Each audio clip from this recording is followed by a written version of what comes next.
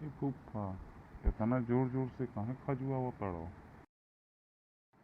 अरे हमारे खजुआवले का आवाज तोरे घरे लोग सुनाता का? अरे ई दाद खाज खजौटी बड़े भाग से होला रे, ई सबके ना होला। ते तरसते रह जेबे तबो तोके ना होई। ए फूफा, तू बहुते खुश लागताड़। पुरनकी फुआ नैहरे से आ गइलिन का? आइल त बाड़ीन, तोर काहे फाटता रे? अच्छा ये बताओ, यह गर्मिया में काहे आगी तापताड़ो? साथे लागल खइलहू को फरमाइश बतौले बड़, पकौड़ी छनौड़ी कुल्ही को। सुन, अपन जो तू ज्ञान दे तड़े उ ज्ञान तो अपन अलग में रखू, समझले? नहीं तो ये कला तमारम न जाके भाड़ा दे गिर पे आ जाके अलगे अलगे जगह ही मुँह तबेते तोहन का बड़ा भारी चूक गया हो सके। हम होली नहीं खेलते का मतलब कि तोहने करती हम धैले अटी। अरे जा, तोहनों का अभागे जन्मत रहल होली बा होली।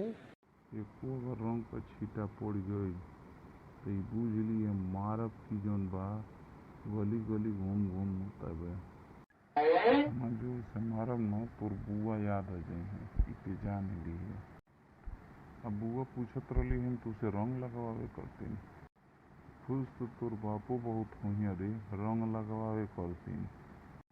हट हमर लगे से हट, हट जो जल्दी से, हमरे आँखी के सामने से हट जो, बता देता नहीं जल्दी हट। और होलिये के दिन में लगल पगलाए, वैसे ना पगलात रहल तो हट जो, नहीं तो हट हट बता देता नहीं तोर कोखी में एक घूसा मारब न छुड़ छुड़ मुँह तो बच जाके बता देता है।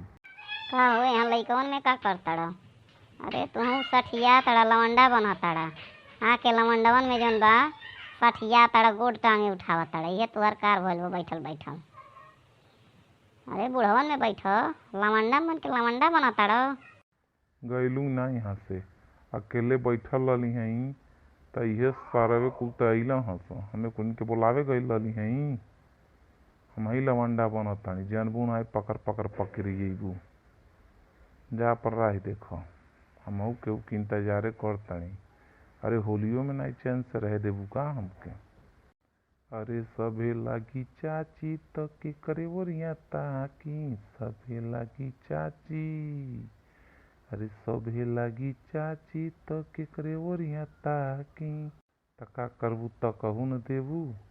अरे होली बा, थोड़े हमहू के इंजॉय कैले दे बुढ़ापो में, कम मानवा थोड़े बुढ़ाइल बा। भाई लोग, आप लोग हमारे वीडियो के लाइक करिए, चैनल के सब्सक्राइब करिए और कमेंट जरूर भेजल जाई। वीडियो देख के आप लोग भुला जानी कमेंट करे के, लाइक सब्सक्राइब करे के। सब्सक्राइब कर देवे तो जौन वीडियो हम अपलोड करब ओकर नोटिफिकेशन आप तक पहुँची, अब तुरंत देख लेवल जाए, इंजॉय कर जाए। जय हिंद, जय भारत।